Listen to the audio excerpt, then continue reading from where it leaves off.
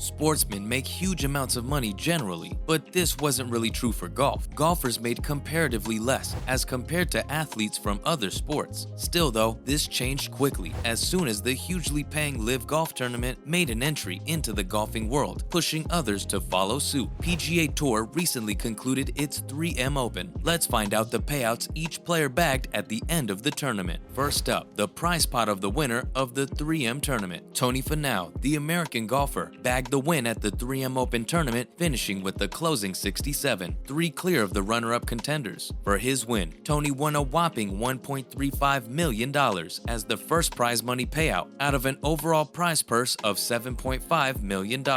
Indeed, Tony walked out of the course a happy and rich man. The match, however, was full of drama, with players taking the lead, falling behind, and so on. Scott Piercy, who came to the final round with a 4-stroke lead, was all set to secure his 5th PGA Tour title. While he started strong, his performance fell behind eventually in the middle, and that's where Finau swooned in and seized the prize for himself. Piercy was still 2 shots in the lead, with only 5 holes to play, but it went downwards from there. Tony started 5 back of Piercy, however, managed to make 6 birdies in the first 16 holes of the match. This allowed him not only to take the lead, but also to sprint ahead of everyone on the field. Eventually, a bogey on the par 5 18th hole allowed him to bag his 3rd career PGA Tour title and win a major chunk out of the prize purse. Let's see what the others managed to get. Apart from the money, Finau also received 26 official world golf ranking points with the win in the 72-hole stroke play championship, which will help his world ranking a lot. And now, what did the runner-up get? The 3M Open tournament saw 2 players tied for 2nd position. Emiliano Grillo and Sungjae Im both finished runner-up at the match on a 14-under total. Sungjae Im couldn't overtake the winner Finau, despite a marvelous play. Im carded a bogey-free 68. However, Tony's 3 birdies at the 14th, 15th, and 16th put him beyond Sungjae's reach. As for the Argentine golfer Emiliano Grillo, he posted an even par 71, which isn't a bad score to begin with, but not good enough to have won him the tournament. For their splendid play and finishing 2nd in the tournament, Emiliano and Sungjae bagged a $667,500 prize purse each. While it's a lot lower than that of Tony, it's still a significant amount of money if you ask us. Moving on, what does the prize money look like for the 4th place finishers? Since 2 players tied for 2nd place, the 3rd place was skipped as per the PGA Tour rules and regulations. As far as the finishes are concerned, they make it seem like it's a nail-bitingly close match, because 3 players finished tied for 4th place in the tournament. The American golfers Tom Hoge, Scott Piercy, and James Hahn ended the match with 13 under 271. Piercy, the 43-year-old golfer, had started off the final round with a 4-shot lead and quickly gained a lead of 5 after rolling in birdies of 10 and 30 feet at the 2nd and 6th holes. His troubles started after a bogey at the 8th, 9th, and 11th holes. He could have still managed a 1st place finish. However, the real catastrophe came for him when he dropped 5 shots in 3 holes with a bogey, triple bogey, and a bogey in the 13th, 14th, and 15th holes. At the 14th hole, he needed 2 shots to get out of a bunker, but unfortunately, as soon as he exited the bunker, his ball found water. He ended up with a 5 over 76 and finished 4th alongside James Hahn with a 65 and Tom Hoge, who signed for a 70. The 4th place finishers all received a payout of $315,625 each, while the other 2 were relatively happy with their performance. Piercy felt the blunt end of a bad day sorely. For a brief misfortune, he lost a whole lot of money, and along with it, some of those precious official golf world ranking points and FedEx Cup points. Not only that, he'd put his dream of a 5th official PGA Tour title on hold. Up next, what about the others? Every professional player in the field is paid for a completed event, but the final payout depends on the place they finish. The 36-hole cut was made to the top 65 players and ties. After the 4th place ties, Grayson Sigg, Callum Tarrant, and Danny Willett ended with 10 under. They all took home around $235,625 each. For the 10th place, there were no ties with Chesson Hadley, the only player for the spot. He ended the round with 9 under and won a payout of $204,375. In the same pattern, the 5 11th place finishers took home $160,875 each, and the 16th place finishing 8 players a further lower total of $103,312. After successive decreases in each subsequent place, the 4 players who tied up for the 72nd place in the tournament tournament cashed out $14,850 each, with a total of $289. And now, in other news, first up, Taylor Pendrith secured a one-shot lead over Tony Finau at the Rocket Mortgage Classic. The Rocket Mortgage Classic's in full swing at Detroit, with the second round finished on July 29th. The two skillful golfers, Tony Finau and Canadian Taylor Pendrith, had been going at each other from the start to secure the top spot. In an exceptional display of skill, Taylor birdied the first 4 holes to deliver a 7-under 65 and secured a one-shot lead over Tony. Both of them had led the field in the first round, posting rounds of 64, which were just one shot shy of the record on the course. While there's exceptional play on the field to witness, there's some who couldn't manage to bring their best for the round. The English golfer Matt Wallace came to round 2 with only 2 shots behind Pendrith and Tony. However, he struggled in the second round and shot 71 against 65 and 66 of Taylor and Finau respectively. Lee Hodges, on the other hand, posted a second successive 66 to his card and secured third place after 2 rounds. Pendrith is currently ranked at 237th place in the world as per the official World Golf Rankings, and is looking to secure his first win on the tour. This is also his third event after the 4-month break as a result of a fractured rib. Moving on, Sean Crocker shot a course record on the first day of the Hero Open. Sean Crocker had been having a hard time in the tournaments, with 9 missed cuts earlier this season. The golfer even accepted that this setback proved to be extremely challenging for him mentally. However, he made waves with a stellar performance on the first day of Hero Open, and it seems as if his bad days are over. The American golfer carded a course record 63 to top the leaderboard on the first day of the event. Crocker recorded an eagle and 8 birdies at the Fairmont St. Andrews to finish 9 under with the shot ahead of a 5-strong group, including Ashley Chesters and Ben Stowe. Crocker seemed hopeful and happy after a marvelous first day. He remarked that the time when he missed nice cuts was probably the darkest he'd seen in his life. We're happy that Crocker has been able to bring his form back. Good luck to you. And finally, Lydia Ko is in the lead at the Women's Scottish Open. Lydia Ko, the former world #1, has hit the front at the Trust Golf Women's Scottish Open, underway at the Dundonald Links. The event is halfway through, and things are looking strong for Lydia, who managed to remain error-free after opening with a 2-shot lead at the halfway stage. She recorded an eagle and 5 birdies in a second consecutive 65 and has yet to drop a shot. That's truly impressive play coming from a skillful golfer. The 25-year-old golfer's halfway